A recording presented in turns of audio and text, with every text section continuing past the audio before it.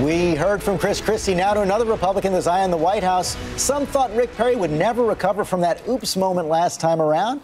But the Texas governor was back in Iowa this week doing what candidates do. And ABC's Jeff Zeleny went with him.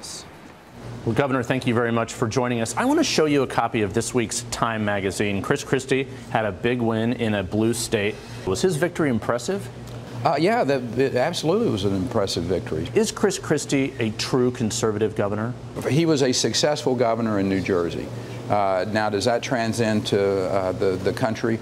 We'll see in later years and months to come. Is that code for he's a moderate? No, it's code for the truth of the matter is, listen, we're all different states. Is a conservative in New Jersey a conservative in the rest of the country? Sounds like you're skeptical that it may not be. I'm just saying that we'll have that discussion at the appropriate time. Okay. So many divisions inside the Republican Party. Is it time, do you think, for the Tea Party wing to be more pragmatic in elections going forward in 2014? If you can't win elections, you can't govern. The idea that we didn't win in 08 and in 12, we're paying a huge price in this country. So one of those people being criticized for not being a leader in the governing realm is your fellow Texas Republican Senator Ted Cruz. I rise today in opposition to Obamacare. Well, I certainly enjoyed the 21 hours of him standing up and pointing out the foibles and problems with Obamacare. It would have been wiser for us to have laid the wood to the president, so to speak, in the sense of being able to, call him out on this, let it become an issue of, Mr. President, you own this.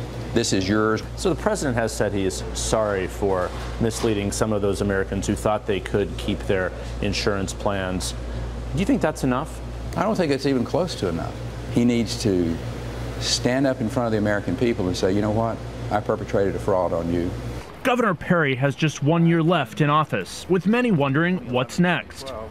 This was his first trip back to Iowa since the 2012 campaign, meeting with business owners, Republican leaders, and stopping by a local gun company. Is it too early for people to be asking the 2016 question? No, I don't think it's too early. I think it's just part of the process. He knows if he makes another White House run, he'll have to take his famous debate fumble head on. We're going to have commerce, and let's see. I can't. The third one I can't. Sorry. Oops. At a Republican fundraising dinner in Des Moines, he started his reintroduction like this.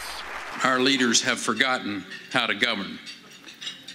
And believe me, I know a few things about forgetting. His new political action committee is launching a new television ad.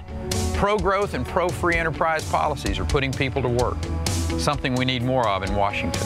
Making clear he's keeping the door wide open. How tough is it, do you think, to make a second impression on these Republican voters? Oh, I think second chances are what America's always been about. For This Week, Jeff Zeleny, ABC News, Des Moines, Iowa.